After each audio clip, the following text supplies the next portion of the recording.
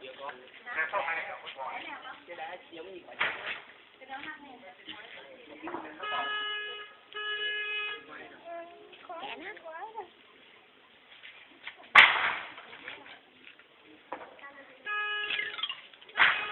này một váy được không?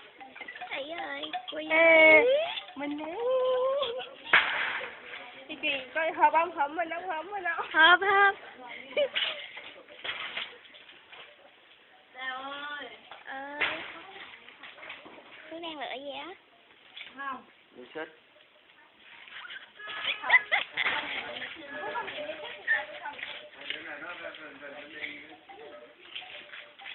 Phương ơi, quay cái cái. Bết đây bết. Chi nè. Hai cô đây. Cô cười dễ thương không? Đó.